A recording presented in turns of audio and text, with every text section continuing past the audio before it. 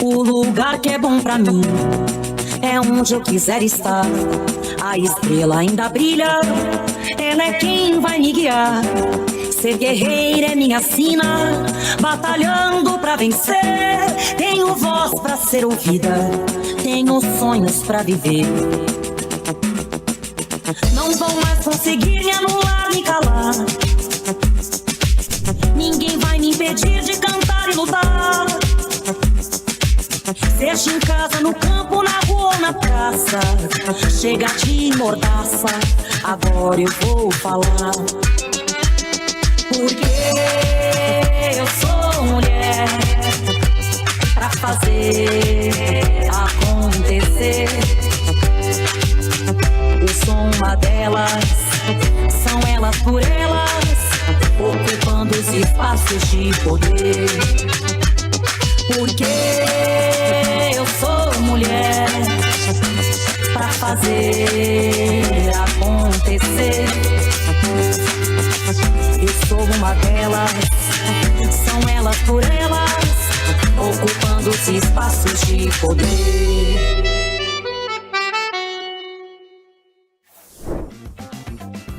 Começa agora o TV Elas por Elas. E na aula de hoje vamos falar sobre Governo Lula e Mulheres Negras, com Rosa Negra, educadora popular. Olá, companheiras, boa tarde. Eu sou Rosa Negra, estou coordenadora do Movimento Negro Unificado Brasileiro, mas a minha trajetória política ela começa no final da década de 80, né, quando eu chego ao PT, e a gente começa, então, a militar aí nas bases. Eu sou educadora popular, sou funcionária pública da educação.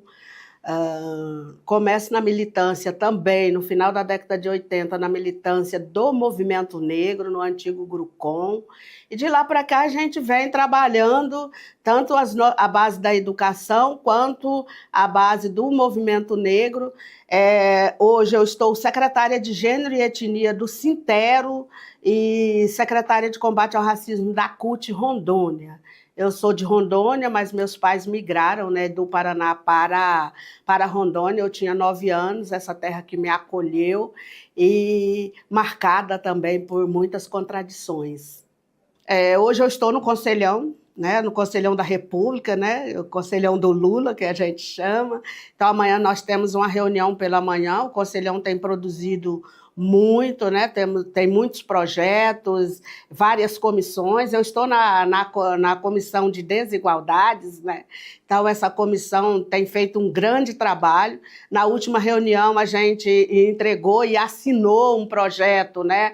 O Arco da Dignidade do Povo Negro. Então, foi muito potente. E agora a gente tem esse último diálogo desse ano com o presidente Lula, né? Porque a gente segue aí nas demandas do Conselhão. Eu estou no CNPIR também, né? Esqueci de dizer que eu estou no Conselho Nacional de Promoção de Igualdade Racial. Então, a gente tem produzido muito. Tivemos agora, recentemente, para contextualizar, uma reunião com os membros do Fórum Permanente de Afrodescendentes da ONU. E a fala deles é que o Brasil tem produzido muito e tem avançado muito no debate e no combate ao racismo, né? Nós tivemos recentemente a aprovação das cotas, né? No serviço público, as cotas nas universidades, dentre tantas outras ações afirmativas que têm acontecido e que têm colocado esse governo na centralidade do debate de combate ao racismo no Brasil. O presidente Lula, ele reconhece, nesse momento, o tamanho dos desafios que nós temos ainda, né, no mundo do trabalho, na visibilidade política das mulheres negras, principalmente. A gente sai da marcha também, da Marcha das Mulheres Negras, entregando uma pauta, né, para o governo. Tivemos uma reunião com o STF para pautar também a questão da justiça, né, que vem acontecendo vários, o genocídio da juventude negra, enfim, todos esses debates têm sido bem encaminhados com o presidente Lula. Agora, não se combate o racismo no Brasil se não for com políticas financeiras.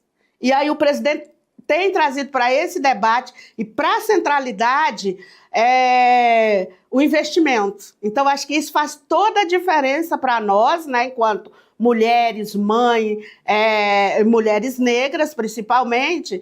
Então, faz toda a diferença porque a implementação da política de combate às desigualdades, de combate ao racismo, de combate ao genocídio, ao feminicídio, né? Que as mulheres negras estão no topo de todas essas violências. Então, trazer para a centralidade do debate da política pública, né, e falar de financiamento, isso é um grande avanço para nós. Os estados periféricos e com uma geografia muito difícil, porque Rondônia, as nossas estradas, na maioria, são rios.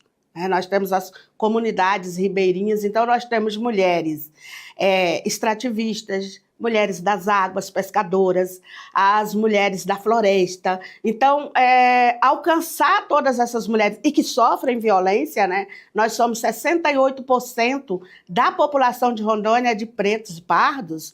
Então, e as mulheres, como sempre, nós somos a maioria nesses espaços, alcançar essas mulheres, combater a violência de gênero, que nós discutimos agora recentemente, né, como a Poliana, que é do escritório da ONU, que se instala em Rondônia, que já é um marco também, um avanço para a gente, é caminhar junto com todas essas mulheres, reconhecendo a sua diversidade, as vulnerabilidades e construindo um Estado melhor. Nós estamos no Estado reacionário. Rondônia é um estado extremamente reacionário, está em primeiro lugar em feminicídio, e quando a gente faz o recorte de gênero e raça, nós, mulheres negras, estamos no topo destas violências. Como eu estou na base da educação, a gente tem feito um diálogo muito estreito, não só com a Secretaria de Educação, né, e o governo do Estado, mas também com o governo federal, através do MEC e da Secretaria de Educação para as Relações Étnico-Raciais, a SECADI, que tem uma mulher preta à frente muito potente, que é a Zara, né? E tem feito um diálogo em todo o Brasil, tem feito um trabalho espetacular de inclusão e importante lembrar, com financiamento. O governo federal tem investido muito na educação antirracista. Então, esse financiamento tem feito toda a diferença. E nós temos agora, continuando a falar de educação, o seminário de formação, né, para gestores, supervisores e orientadores escolares, que acontecerá 18 e 19 agora, é o primeiro módulo, né, um lançamento, mas a gente continua nessa formação. Então, esse é um grande avanço, porque combater o racismo perpassa pela educação. Um outro avanço, e ainda falando do estado de Rondônia, em uma articulação muito estreita do Ministério da Saúde e da sociedade civil organizada, o núcleo de saúde da população negra. Então, eu vejo que isso também já é um grande avanço para nós, mulheres negras, e para toda a população de Rondônia, que é de maioria de pretos e pardos. Uma das nossas maiores dificuldades é a invisibilidade da mulher negra. Nós ainda não estamos representadas nos espaços de poder e decisão, porque estar no espaço de poder é interessante, mas nós precisamos ter a caneta nas mãos. Isso se faz muito necessário quando a gente vê a nossa bancada negra, que é uma bancada pequena, mas que tem feito toda a diferença no Brasil. E aí, antes de entrar na pergunta específica que você me fez, falar da aprovação da PEC 27, por exemplo, né? Que nós estamos em plena articulação nos territórios da PEC 27. Entender o que é a PEC 27? Estamos fazendo as audiências públicas. Rondônia, nós já fizemos um contato, né, com a única deputada que nós temos progressista, que é a deputada Cláudia de Jesus, uma mulher que tem feito toda a diferença, né, no parlamento em Rondônia. É uma mulher branca, muito sensível com as nossas pautas e que tem todas as nossas demandas que a gente tem levado até ela tem colocado em pauta na Assembleia Legislativa. Então, nós vamos ter também uma audiência pública sobre a PEC 27, que é um avanço do governo Lula. Vem com muita força, né? Dentro do CNP, nós temos as entidades qualificadíssimas e nós temos mulheres da pesquisa, mulheres negras, a importância das mulheres negras, né, que estão nos grupos de pesquisa, que ainda é uma deficiência para a gente.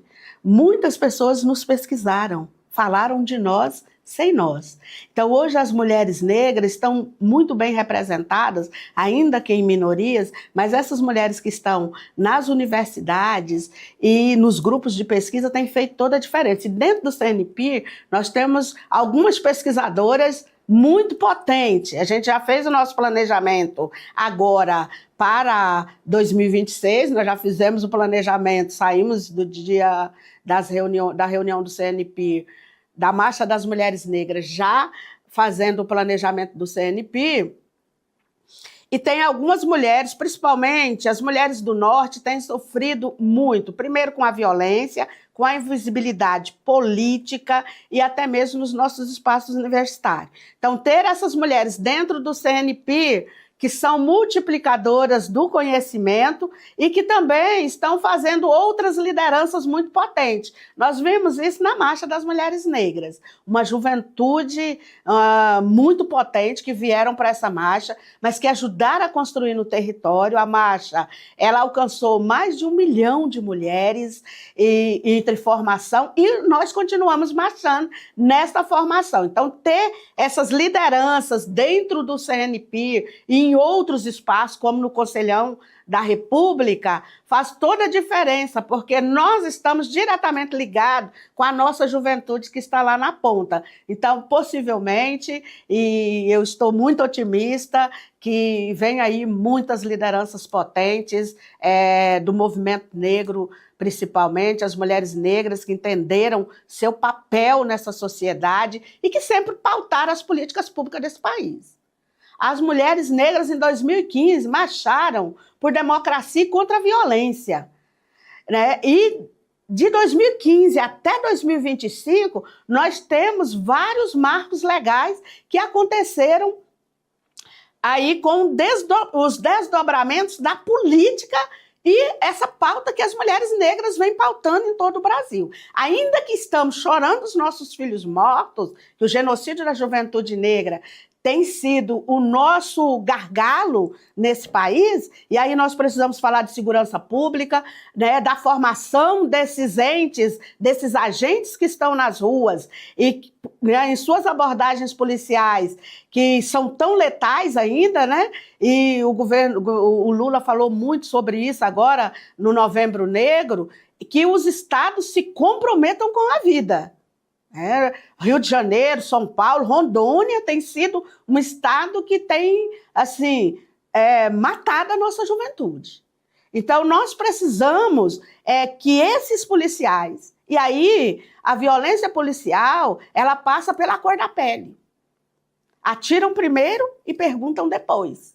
Né? Essas vítimas já não têm mais voz, já não tem como se defender. Nós temos mães chorando, mães carregando seus filhos nas costas, mães com seus filhos com as mãos amarradas, e os filhos exatamente executados, né? Porque uma pessoa que está com as mãos amarradas para trás, com um tiro na cabeça, foi executado. Né? Então, o Estado precisa se comprometer com a vida. Nossa proposta, enquanto CNP, Conselhão da República, enquanto conselheira, enquanto mãe, enquanto mulher negra, é que todos esses agentes sejam formados em letramento racial.